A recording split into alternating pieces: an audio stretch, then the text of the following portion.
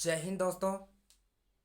आज पढ़ने जा रहे हैं अपन भक्त कवयित्री मीराबाई के बारे में, जो राजस्थान की सबसे बड़ी संत हुई है। इनको हम राजस्थान की राधा के नाम से भी जानते हैं। भक्त कवयित्री मीराबाई, मीराबाई के जीवन से संबंधित उन बातों को अपन देखते हैं। मीराबाई का जन्म 1498 ईस्वी में हुआ था। कब हुआ था? 1498 ईस्वी में। कुछ इनका जन्म 1504 ईस्वी मानते हैं। इनका जन्म कुड़की गांव में था, जो पाली जिले में आता है। कहाँ आता है? पाली जिले में। और इनके पिताजी का नाम राव रतन सिंह था। राव रत्न सिंह दूधा के पुत्र थे, और दूधा जोधा का पुत्र था। तो जोधा के पिता का क्या? जोधा का पुत्र दूधा, दूधा का पुत्र रतन सिंह, रतन सिंह की पुत्री थी मीराबाई। ऐसा कहा जाता है जब मीराबाई का जन्म हुआ था, इनकी माता इनकी माता का देहांत जब मीराबाई 6 दिन की थी तभी इनका देहांत हो गया था। तब रतन सिंह मीराबाई को लेकर अपने पिताजी यहाँ यानी कि राव दूधा मेड़ता के शासक थे। कहाँ के? मेड़ता, मेड़ता जो नागौर में आता है। राव दूधा मेड़ता के शासक थे, वहाँ इनको छोड़ देते हैं मीराबाई को।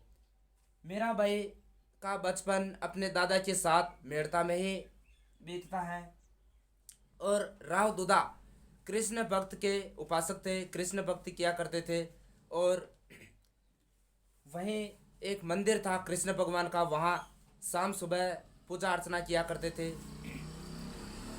एक इनके बारे में एक ये आता है, जब राव दूधा कृष्ण भक्ति की वो पूजा अर्चना किया करते थे, तब मीराबाई भी इनके साथ जाया करती थी। एक बार क्या हुआ, मेड़ता में एक बारात आई हुई थी। तब बहुत सारे लोगों को देखकर मीराबाई ने जिज्ञासावश अपने दादाजी से पूछा, ये इतने सारे लोग इकट्ठे क्यों हो रहे हैं? तब दादाजी ने उस मीराबाई को जवाब दिया, आज यहाँ किसी की शादी है, इसलिए ये बारात आई हुई है। तो बारात, फिर एक घोड़े में दूल्हा बैठा था। उसके बारे में पूछा, ये कौन है? तो मेरा उसके दादाजी ने बताया, ये दूल्हा है। ये क्या लेने आया है?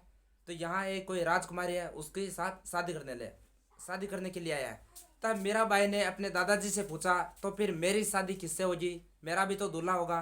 तब उसके दादाजी ने, राव दूधाजी ने उसको जिज्ञासा को शांत करने के लिए उस कृष्ण मंदिर में थे।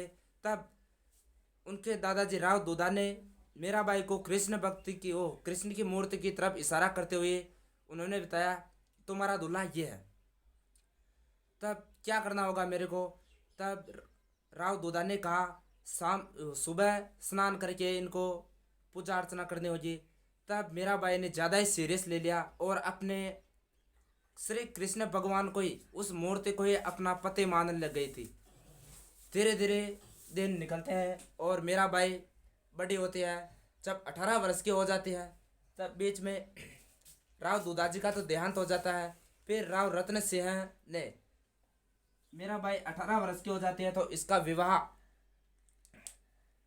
मीराबाई का विवाह राणा सांगा, मेवाड़ के महाराणा थे उस समय, राणा सांगा या राणा संग्राम सिंह, उनके पुत्र, ज्येष्ठ पुत्र था उनका भोजराज। इनका विवाह, मीराबाई का विवाह 1516 ईस्वी में 1516 ईस्वी में राणा सांगा के पुत्र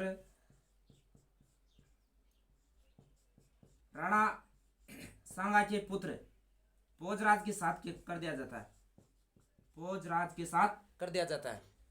मीराबाई का विवाह 1516 ईस्वी में चित्तौड़ के महाराणा थे उस समय, मेवाड़ के राणा सांगा, उनके ज्येष्ठ पुत्र भोजराज के साथ इसका विवाह कर दिया जाता है। और जब खातौली का युद्ध हुआ था 1517 ईस्वी में, तब भोजराज थोड़े घायल हो जाते हैं और विवाह के 7 वर्ष बाद ही 1523 ईस्वी में भोजराज की मृत्यु हो जाती है। फिर मीराबाई वहीं रहती है अपने यहाँ चित्तौड़गढ़ दुर्ग में। तब राणा सांगा ने मीराबाई के लिए कुंवर पदे एक कृष्ण भक्ति किया करती थी, तो राणा सांगा ने मीराबाई के लिए एक अलग से मंदिर का निर्माण करवाया गया था। उसे कुंवर पदे मंदिर का महल कहा जाता है। वहाँ वो कृष्ण की भक्ति किया करती थी। फिर बाद में 1527 ईस्वी में जब खानवा का युद्ध होता है तो राणा सांगा की भी मृत्यु हो जाती है।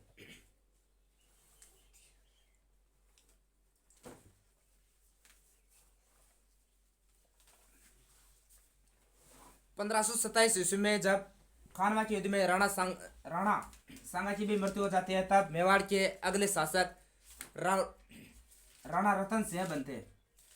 राणा रतन सिंह वहाँ के शासक बनते हैं। इनके समय में भी ज़्यादा व्यवधान नहीं डाले जाते हैं। इसके बाद विक्रमादित्य राजा बनता है। मेवाड़ का महाराणा कौन बनता है? विक्रमादित्य। विक्रमादित्य मेवाड़ का राणा था उस समय। तब मीराबाई कृष्ण की भक्ति किया करती थी। तब वो उससे चिढ़ा करता था। मेवाड़ में तो कहावत भी है, भाई मरा है उसकी चिंता नहीं है, भाभी के नखरे चढ़ने चाहिए। इसलिए यह वो उसको भक्ति नहीं करने देता था, उसमें भक्ति में व्यवधान डालता था। और ऐसा कहा जाता है एक बार जहर पिला दिया था। और चित्तौड़गढ़ दुर्ग में एक बार संत आए हुए थे, उनका नाम था संत रैदास जी। संत रैदास जी चमार जाति के थे, दलित वर्ग के थे। वहाँ भजन कीर्तन किया करते थे चित्तौड़गढ़ दुर्ग में। तब मीराबाई भी उनके यहाँ भजन सुनने जाया करते थे।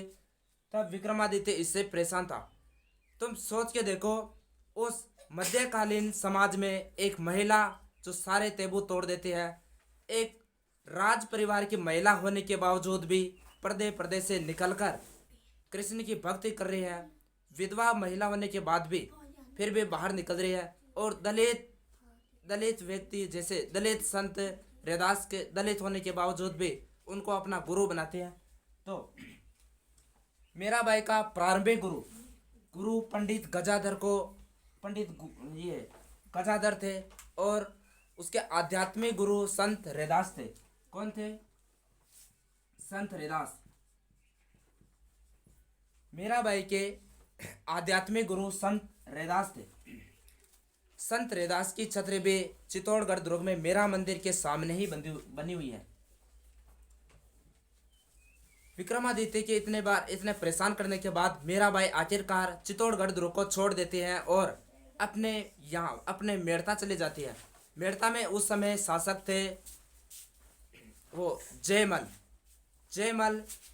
राव रत्न सिंह, जैसे दोदा के भाई थे विरम सिंह का ही पुत्र था जो जय सिंह। तो दोनों भाई बहन हो गए। तो मेरा चित्तौड़गढ़ दुर्ग छोड़कर वहाँ चले जाते हैं मेड़ता में कुछ दिन रहने के बाद अपने भाई जयमल को कहा, मैं कृष्ण भक्ति कुछ समय बाहर जाना चाहती हूँ। तब वो यहाँ से वृंदावन जाती है। वृंदावन से तो उनके साथ मेड़ता से कुछ राजकुमारियों को भी साथ में लेकर गई थी। तो वहाँ घूमने के बाद फिर कुछ समय होने के बाद वृंदावन में घूमे। वृंदावन में एक तथ्य और आता है, रूप गोस्वामी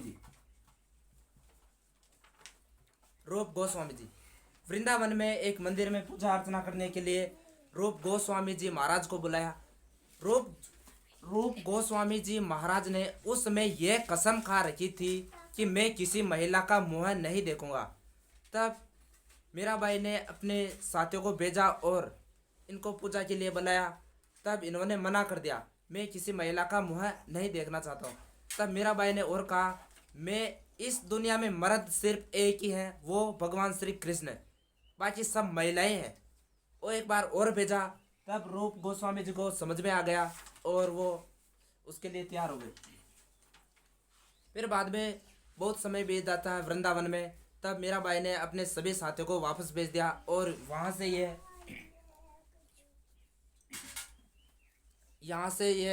द्वारिका चली जाती है।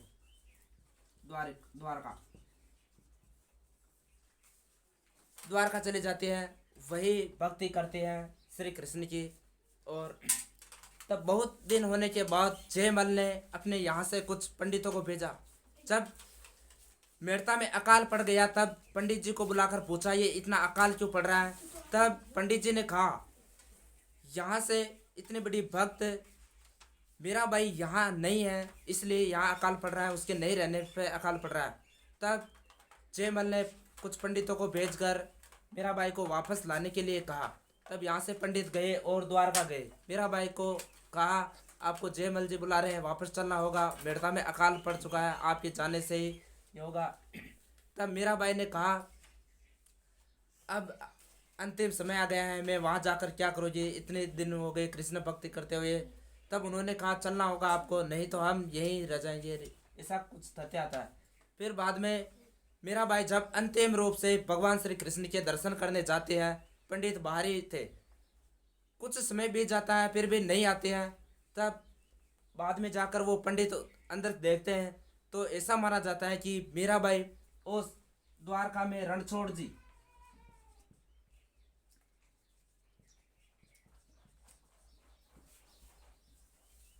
द्वारका जो गुजरात में है, वहाँ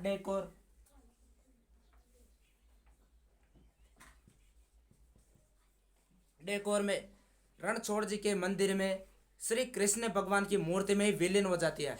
जब पंडित जी बाहर से देखते हैं तो एक दुपट्टा अंदर जा रहा था। ऐसा माना जाता है कि मेरा भाई उस रणछोड़ जी के मंदिर में भगवान श्री कृष्ण की मूर्ति में ही समा गई थी, विलीन हो गई थी। उस समय की महिला को आप और इन्हें अपन राजस्थान की राधा के नाम से जानते हैं। जिस प्रकार श्री कृष्ण की भक्ति उनकी पत्नी राधा जी ने की थी, वैसे की वैसे ही भक्ति श्री मीराबाई ने की थी, इसलिए इसको राजस्थान की राधा कहा जाता है। और मेरा अपने आप को मतलब अपना पति श्री कृष्ण को ही मानते थे। मेरे तो गिरधर गोपाल, दूसरों कोई नहीं, ऐसा कुछ पद आता है।